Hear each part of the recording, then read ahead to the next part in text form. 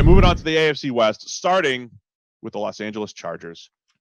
We gave them a C-, Sam. This is one of the drafts we liked the least. Last year, we loved their draft. To be fair, we loved their draft last year, and it wasn't that great off the bat with Jerry Tillery and an injured Nasir Adderley. We were wrong about the Chargers draft last year. Maybe we'll be wrong about this one. But the reason we don't like it... Let's wait from the Adderley thing. I know. We'll wait on Adderley. Yeah. It was just an injury, but go ahead. We do appear to have been wrong on Jerry Tillery. But again, it's year one. Let's see if he pulls it around in year two. But a lot of D linemen do take 2 years to go. So Rashawn Gary still has a shot as well. With the Chargers, it's tough to take Justin Herbert at 6, right? Again, I've done it in my mock draft before. I didn't love doing it. Their roster's so good, I felt like they had to take a shot at QB. I would couch this like the Giants when they took Daniel Jones, right? I wouldn't have taken Daniel Jones at 6. I wouldn't have taken Justin Herbert at 6. On the other hand, all you're doing, if you're right, it's 100% worth it, obviously, right? So this basically just comes down to the difference of evaluation. The Chargers apparently think Justin Herbert has the ability to be a quality starting quarterback at the next level. And if they are right about that, it's 100% the right move. Just as if Dave Gettleman is right about Daniel Jones becoming a quality starter, he's 100% right to take him at 6, even if nobody else would have. That's what it boils down to. We don't think that Justin Herbert can be that guy. The negatives are too stark. They're too big. They're too glaring. He needs too much of a swing back towards good in certain important areas for us to believe it's likely to happen. And because of that, we would take him much lower as a gamble. But the Chargers obviously disagree. And we basically have to just say, we wouldn't have done it, but let's see if you're right. Yeah, I completely get what you're saying. The quarterback evaluation is so tricky, right? Because, we throw our draft board together and it's like the Patriots have this disciplined concept of player value, right? And that's why the story of the Patriots draft was business as usual. They put the same values on players and they don't overspend on them and all that stuff, right? So in our world, we're like, Herbert's too risky in the top 10, but we'd take him maybe late first, early second. But at the same time, if you only have the 6th overall pick, which they had at the time, what's your alternative, right? You have a massive need at quarterback and you're not in rebuilding mode. I think that's the tough part for the Chargers is they have a good roster and then just a question at quarterback, depending on how you feel about Tyrod Taylor. Whereas if I'm in complete rebuild mode, I don't know if I force a quarterback there. I'd be back at, I don't know if you just decide to build the team first and then figure out the quarterback situation. So bottom line is Herbert's in a good situation. He's got some guys to throw to down the field. I think it's going to take really play into his skill set where he's not bad 10 plus yards down the field. It's the short stuff and just general feel for the game in general, where we have some question marks about the way he plays the game and a lack of development the last couple of years. Yeah. It's probably not a good sign.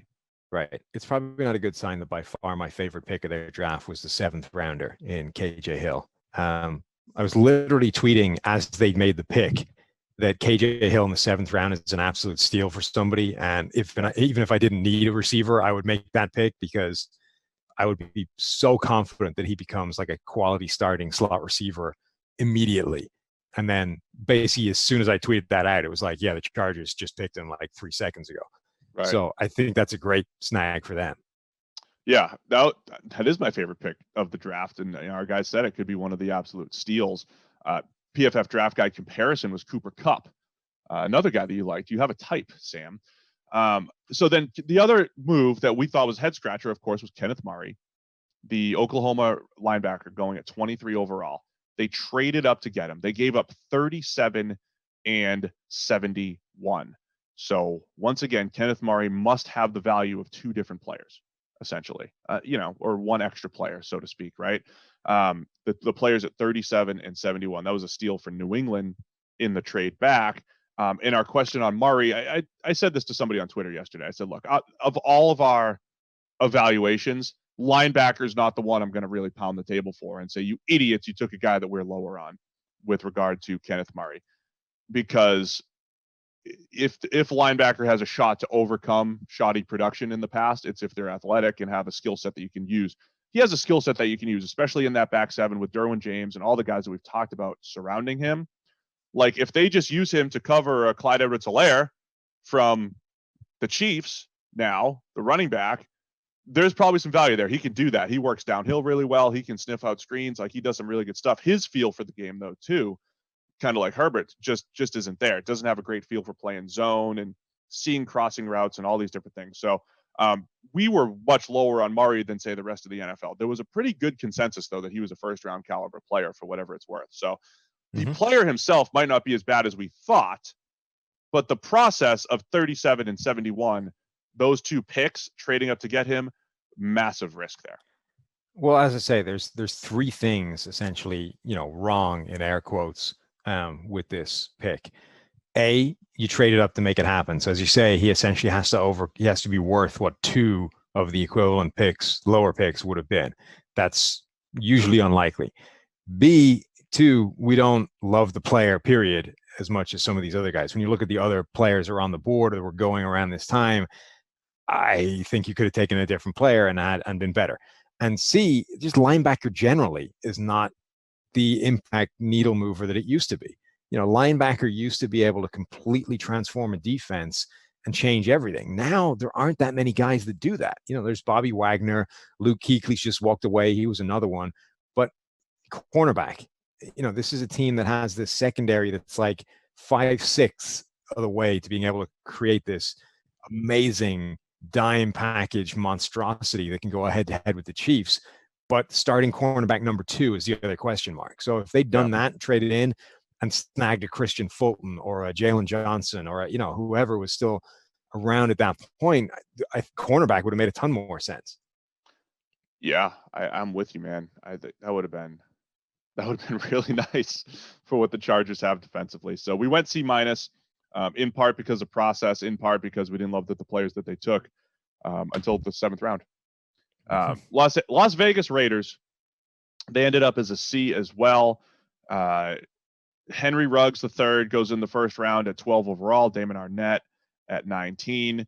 Arnett was 88th on our draft board. And even using Austin's favorite, the Athletics consensus board, he was just 63rd. Yeah, the consensus draft board. So there's the PFF draft board, which is right. And then there's the consensus draft board, which is like an accumulation of everybody that's wrong. So it's probably a little bit closer to right. You know what I'm saying? Plus it includes the right board, which is us. So look, consensus board or not, there's a lot of people who thought it was a reach, right? And everybody except the Raiders thought it was a reach. Right. And I know people hate this. You don't know if it's a reach. Trust Mike Mayock. I mean, if Mike Mayock's board was a part of the consensus board, it'd be less of a reach because he would have been in the top 15 and would have skewed the numbers, right? But here's regardless, the thing, though, you have to know the market and know how the rest of the league feels about these players. Right. So that's the difference. I think when it's a quarterback, that's the only time where I think all bets are off, right? If it's a quarterback, even if nobody else would have taken your guy until like the 2nd round, I don't have a problem with taking a Daniel Jones or Justin Herbert at 6, if for no other reason than you can't take whatever small risk there is that you got that part wrong, right? That your R&D into everybody else's draft board was just a little bit off, and you gamble that he would fall 15 slots and he fell 14 and somebody else snagged him, right? I don't have a problem with taking a guy a stupid amount higher than everybody else would have at quarterback just to eliminate that risk. But at corner, you can't do that anymore because you're giving up too much potential value for something that is this much of a risk.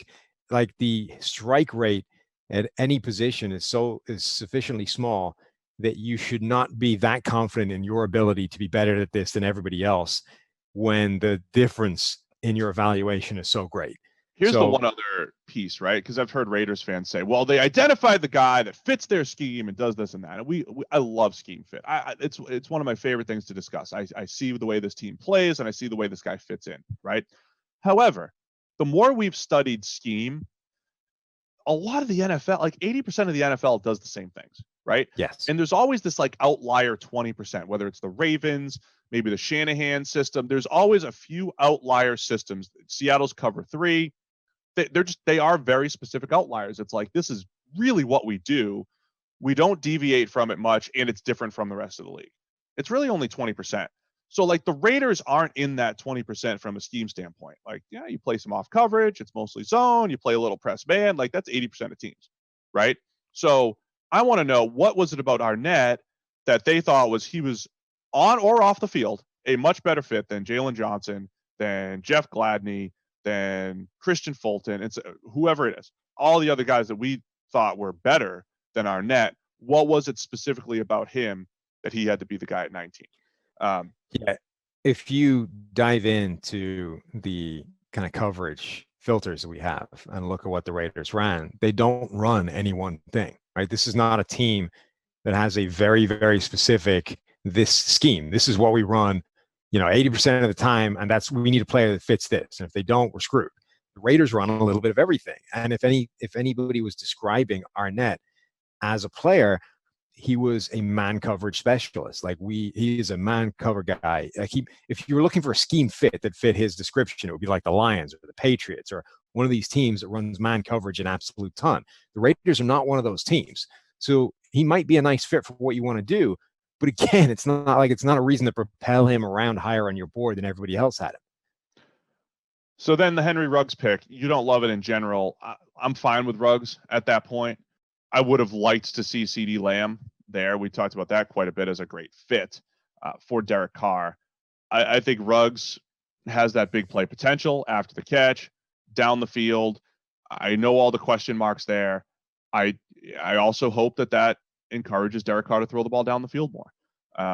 The other thing about Henry Ruggs versus, say, like a Jerry Jeudy, right?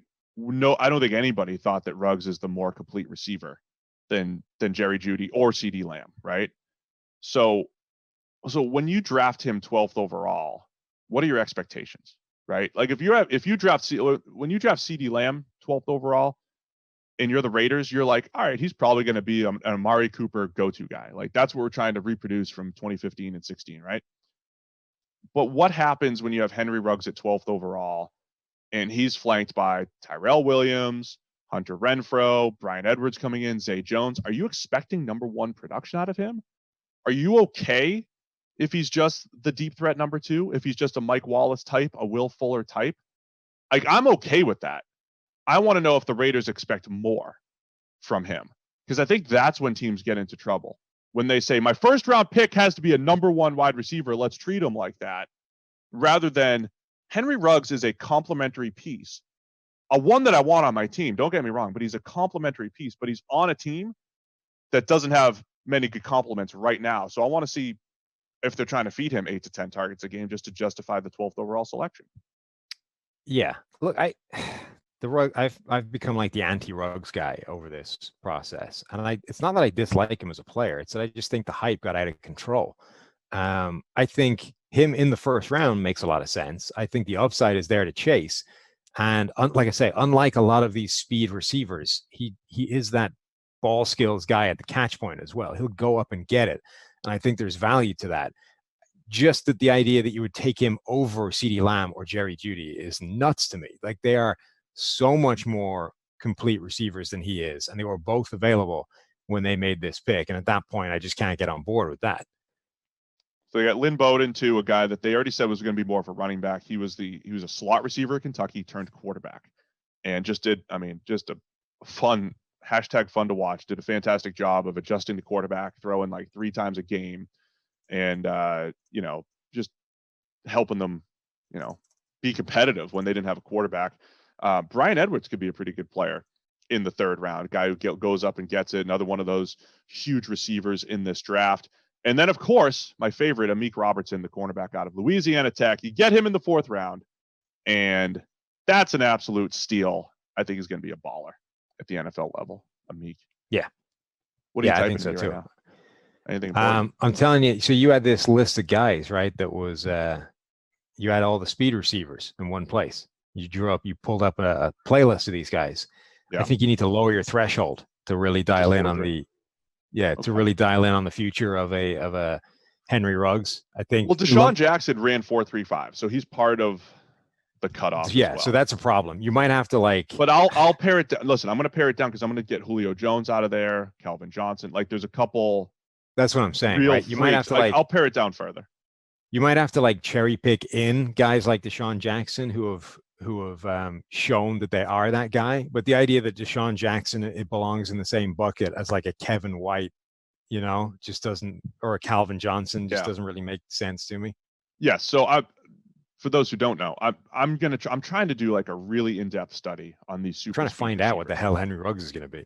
Yeah, trying to really dial into the range of outcomes, because once again, if I know I have Deshaun Jackson, or if I know, then I want that. I really want that. That has been Jackson has had a major impact on every offense he's been on.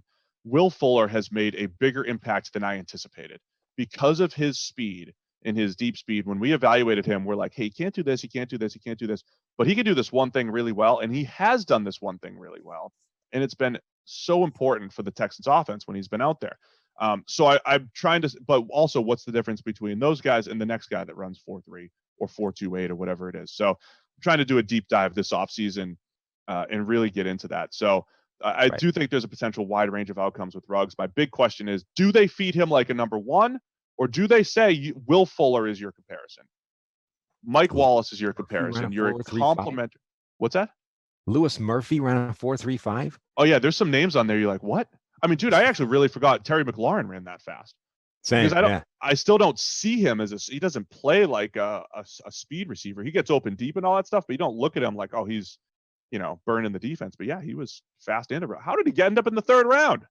Terry McLaurin. Well, it's because Ohio State never used him. Like he had Henry Ruggs-esque production. That was crazy. So speed is it's something I definitely want to study. So we thought it was a C draft for the Raiders. Some question marks with Ruggs compared to the other receivers on the board. Arnett, a question mark at 19, obviously. Bowden, whatever you call him, running back or slot or whatever it is, you're talking about a gimmick type of player at 80. I don't hate that. And Brian Edwards at 81, I think could be a pretty nice player. But nothing else really special to round things out besides my boy, Meek Robertson, who will be a good slot corner at the next level, getting him at 139. Two more teams to get through. Denver Broncos, one of our favorite drafts. They got one of the few A-pluses from Mike Renner and the team. Their first two picks, we talk about themes of the draft. The theme was get playmakers, get faster, get playmakers. That speaks to what I want my draft to be. So Jerry Jeudy and KJ Hamler at the top. I didn't love, honestly, any of their Nite and Muti in the 6th round, a guy that we loved, interior offensive lineman, fine. But the rest of their picks, just okay. Jeudy and Hamler, though, carry this class. Yeah, God, I love that as a strategy. I like we talked before. I think that Jerry Jeudy on his own has a chance to move the needle on Drew Lock's potential going forward more than anything else they could have done. And they then came back and backed it up by taking KJ Hamler, who I think is one of the biggest X factor players in this entire draft. So love that they just, they're in the same position as, the Jets with Sam Darnold, or the Browns with Baker, or any of these teams that don't quite know what their quarterback is yet. Like there's a ton of optimism surrounding Drew Lock, but at least 50% of that optimism is based purely on the fact that he isn't Joe Flacco, right? Yeah. The other 50% is like, okay, he's young, he's got a big arm, he's got the tools, and he made some nice throws as a rookie. He also made some pretty terrible throws, and we really don't have any idea what he is yet, even more so than any of these other rookies who did, a bit of good and a bit of bad. But John Elway doesn't have time to start over, right? So whether the rest of us are bought in on Locke or not, he has to be. So he did the smartest thing he could do, which is, well, if I'm tied to this guy, let me give this guy the best opportunity I can possibly give him to have success. And whether it's like selfishly motivated or not, in that like it's my job on the line if this doesn't happen, it's the right thing to do. Give this guy the best chance to be good. George and Eric make a great point too. It's the best opportunity to be good, the best opportunity to know if you're not the guy, then you can move on, and then you still have these same guys to throw to with your next quarterback. I mean, from a team building strategy, I love it. You still have Noah Fant at tight end, so we always talk about diverse playmakers. The Broncos have it. Cortland Sutton on the outside. There's your big guy. Jeudy can be high volume from the slot, best route runner. Hamler can play the X outside. He could also play a move role, a slot role with quickness and speed. Noah Fant is your straight line tight end who can't do everything. He's not a mismatch weapon, but he doesn't have to be now in this offense. So that's a great way to have Fant as a complementary piece, not a guy you're going to try to treat as a Travis Kelce or a Gronk. That's not his game. And then Albert O that they get from Missouri, who ran really fast at the combine, and Austin still thinks he's slow. So they've got a ton of speed on this team. Drew Lock, one of the biggest winners in the draft. Muti could be a steal in the 6th round. Tyree Cleveland, more speed at wide receiver. Who knows if he ever sees the field. The other one interesting pick is McTelvin Agim from Arkansas. Remember Antonio Smith from the Texans and the Cardinals? Sure. From a PFF grading standpoint, he'd be that guy that had like an 80 pass rush grade and like a 50 grade against the run. That is what Akeem could be. Like this dude gets absolutely destroyed in the run game and by double teams and all that stuff. But Renner is just in love with his pass rush repertoire and what he brings to the table as an interior rusher. So if you get a designated pass rusher late 3rd round on the interior, that could be a win as well. From Arkansas. So I think it's a bit of a top heavy draft for the Broncos, but I love where it is top heavy. Yes, in good spots. So. Yeah. Eric keeps making this comparison. Where do you stand on this? Are the Broncos this year's 2017 Jags, 2018 Bears, or 2019 Bills, the team with a really good roster, questions at quarterback that's going to win 9, 10, 11 games out of nowhere? Yeah, but I think the reason he keeps using that is he expects them, like it's all based off the fool's goal that is the quarterback, right? It's like for a year they overachieve and then they're the team that we predict to tank the next season because it's all based off a mirage of quarterback play that was never going to sustain itself, right? Yeah. I think it depends what Drew Lock turns into, whether they're that team. I think overall I agree with his point that they're now in a good position that they can actually win some games and look pretty good. Like all of a sudden, this roster is in a really nice shape. Whether they become the next version of that team is essentially dependent on whether Drew Lock becomes a quality starting quarterback or whether he just like steers a ship this year and makes everybody buy into something that isn't really there. Yeah, I will say too, like if you just look at Denver's depth chart, obviously we're talking about the offense really developing, right? The cornerback situation doesn't look great, but with Vic Fangio there, we've seen him take the Bryce Callahans of the world and, he can hide his corners a little bit, right? It's they put a lot of pressure on the safeties. They brought Justin Simmons back. They have Kareem Jackson back there. They do a lot of disguise play, a lot of zone. You don't necessarily need the best corners in the world. So losing a Chris Harris and not necessarily replacing him. Well, you bring in AJ Boye, but right. It's not as big of a question mark maybe as it looks on paper because of that scheme. Yeah, I mean, I think Boye is big. Yeah, you lose Harris, but you bring in Boye. They've got decent play at the linebacker position. Their front is pretty impressive. Obviously, a lot of this is dependent on Von Miller not declining. Like last year was by far the worst season of his career. If that doesn't reverse itself, that could become an issue at some point. Right. But otherwise, like look at the weapons on offense now. The offensive line should be good enough to hold up, even if it's not necessarily a strength. Like all of a sudden, this is a roster that's in pretty good shape if the quarterback can hold up his end. The best thing about the Broncos here is, as I was playing out the first round in the way I would do things, based off the top end wide, I thought the Broncos would be on the outside looking in when it came to the top receivers, and that they might have to just settle for a Derek Brown or Javon Kinlaw type. But they got Judy and got Hamler, so it obviously went different for them maybe than I thought it would play out, and I thought that was a huge win for them. All right, let's wrap it up. Kansas City Chiefs, your Super Bowl champions. They kick it off after so many people said they were going to draft a running back, and we laughed at them. We look like idiots. Egg on our face. Running back Clyde Edwards-Helaire goes first round to the Kansas City Chiefs. They had a few other intriguing pieces beyond that, but let's start with the Edwards-Helaire pick. Andy Reid loved him. They just loved him in general. And Patrick Mahomes loved him. Mahomes loved him. Reid thought he was better than Brian Westbrook. Yeah. Still wasn't the right move at 32. No, I mean, it's not the right move. Here's the thing, right? I think there's a very small chance that this pick doesn't look good. The situation is too good. This is maybe the best situation for running back in the NFL. And if it's not, it's the second best. So Edwards-Helaire is going to go from the best college offense with the best college quarterback to the best NFL offense with the best NFL quarterback. He is going to look every bit as good in the NFL as he did in college because the situation is like a can't miss prospect for a running back. This offense made the running backs they had there last year look good. It made running backs before that look good. It will make the running back look good.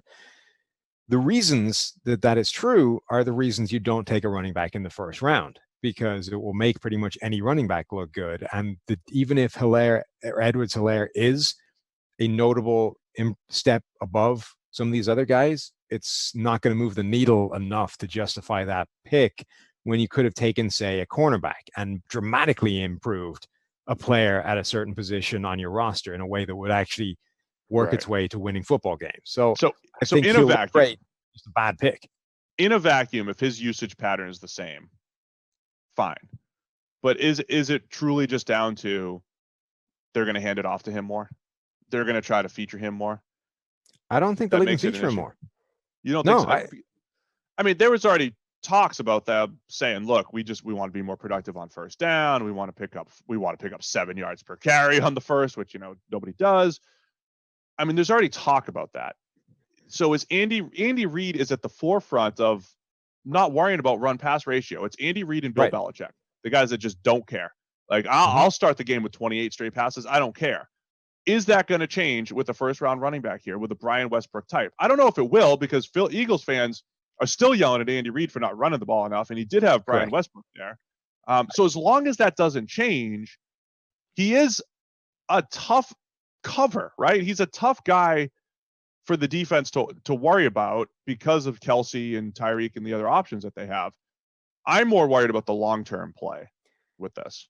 I don't think that it changes that stuff. I don't think that that's the one thing I'm not concerned about. I don't think that Andy Reid is going to be one of these guys that goes, oh man, I've got a running back in the first now. I need to start feeding this guy. I need to feature him more in my offense. I think he's just going to slip in and he becomes a better version of LaShawn McCoy, of Williams. He's just taking that role and he's adding value over what they can bring. My point is simply that I think that's just not worth enough to take in the first round. Particularly, like, the Chiefs are interesting because obviously they're Super Bowl champions. They have the best offense in the NFL. But because it's so reliant on how devastating these few playmakers are and how great Patrick Mahomes is and how great Andy Reid is, this roster top to bottom still actually has a lot of holes on it. Like, there's a lot of places the Chiefs could upgrade that would actually make a difference to this team, that would make so much more of a difference than adding a running back. Even if they wanted to stay on offense and said, you know what, Tyreek Hill is like one off the field incident away from being suspended forever. We've got a bunch of other guys, Sammy Watkins is going to be out of here after a year.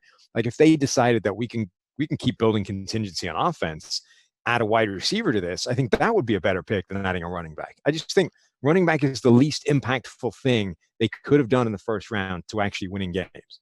It's also the same answer we give with the Ravens, right? The Ravens use the running back a lot, but they also have a history of whoever's back there is averaging 5 yards a carry because everything else is awesome. The Chiefs and Andy Reid have a history of getting the most production out of the running back on a per play basis in the passing game and having productive runners. So whether it's Kareem Hunt, who's an awesome player, or Damian Williams, the production's pretty much the same. Like, it's very similar. Like, they always have a guy that's really, catches screens, and because the screens are well designed, they score touchdowns and they pick up big yardage. Now, will Clyde Edwards-Helaire, I like the fact that he's got some history playing in LSU, played in empty sets, lined up at wide receiver, and all that stuff. And that adds some flexibility to the offense. I think the short-term impact will be slightly positive compared to, say, a Damian Williams and what they had, right? Assuming he hits the ground running as a rookie. The long-term impact of we've never seen Patrick Mahomes for an extended period of time without Tyreek Hill and Travis Kelce and the good supporting cast. So Patrick Mahomes is awesome. I think throughout his entire career, he will elevate the supporting cast around him. But boy, do I really want a better supporting cast year. And I just always want that to be at the high end. Right now it's at the high end, mostly because of those two guys.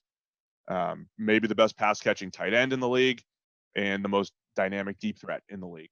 If you lose one of those in the next 2 or 3 years, what happens to the offense? right? I don't think Mecole Hardman becomes the next Tyreek Hill, but you have to keep trying to find more of those guys, or you're going to have to spread it out a little bit more and not rely on one guy as much. So that's where I want to replenish, because they're like a year or two away from either having to pay those guys a ton of money or losing one of them or having a lot more question marks around him. So that's my question for the Chiefs. Willie Gay, second round linebacker, a guy that we liked more top of the second round. We love that as value. Really fast, great coverage ability. Lucas Niang in the third round, classic developmental tackle. I love the forward thinking approach. He'll back up Mitchell Schwartz and Eric Fisher there. Fixes pass sets. He could be a huge steal at 96 overall. And one of my favorite players in the draft is L'Jarius Sneed out of Louisiana Tech, ran sub 4.4. Free safety at Louisiana Tech who had outside cornerback experience in previous years. And that might be his best role. If that's what they're trying to do, absolutely love that pick. And one of the guys I thought was a potential steal going in. If you can get him fourth round or later, I'm all in. And the Chiefs did that. Yeah. I mean, I think the rest of their draft was solid. I don't love what they did in the first round. And yet the funny thing about it is it will look like a great pick. Like he'll be productive. He'll look like a superstar. He'll look like LSU, Clyde Edwards-Helaire. It's just causation versus correlation. What's actually making that happen? And it's not him. Here's what I wonder, right? Is there a team that would take running back and build up his value and then trade him, right? So if the Chiefs, if what the picture that I painted 2 years from now, the Chiefs actually have questions on the perimeter and at playmaker, and Clyde Edwards-Helaire is coming off 2 years where he scored 15 touchdowns a year and he's catching 50 plus passes and he's a huge part of this offense. Like think Alvin Kamara after year 2 with the Saints, Christian McCaffrey at this point in his career. Can you be disciplined enough to just steal the production out of him for 2 years and then trade him, assuming the NFL is not forward thinking enough, like we think we are, to have devalued the running back completely there? Could you get another first round pick for him then? Could you get a second round pick for him then? Right? Because if you spend the 32nd pick, get 2 years of really good production where it did make your offense a little bit better, and then flip him for a second round pick, maybe that's worth it. But I just don't know if that's even the approach. And if you could take this guy, because you'd have to think, oh man, this guy's awesome. I feel great about him. He's one of the best backs in the league after 2 years. But can you be disciplined enough to then flip him for other value? Yeah, I don't think anybody is having that as a particularly large part of their thinking, but I think it's possible that it's like in the background somewhere. It's like, hey, potentially this guy becomes a useful trade tool for us down the line. We can do the same thing again. I don't think the stability is there for anybody that works in the NFL to be able to think that long term. I know, honestly. Yeah, so that's a great point too. I mean, so many of my theories are like 3 and 4 year plans that guys don't necessarily have to execute, which is why I really applauded the 49ers, DeForest Buckner trade, and all these different things. If you look at every investment as, what did I put into it? What did I get out of it? And what did I get back at the end of it? If you can look at those 3 things and truly evaluate all of those decisions and come out on the winning side more often than not, I think you're going to have a good roster. But to me, that's how you get that value back from the Edwards-Helaire pick, is if you have 2 great seasons and then flip them for something equivalent, And that's why I'm going to tell Eagles fans on Thursday, the Jalen Hurts pick was great, because you bought some insurance and, there's some high-end payout there, and there's a floor of having a backup, and there's some good things there. We'll talk about that Thursday, though. So that's it, Sam. We made it through the AFC. That wasn't too bad. It's good discussion, man. You want to get rid of me and get back to more great PFF YouTube content? All you have to do is push that button right there and subscribe. Thanks for watching.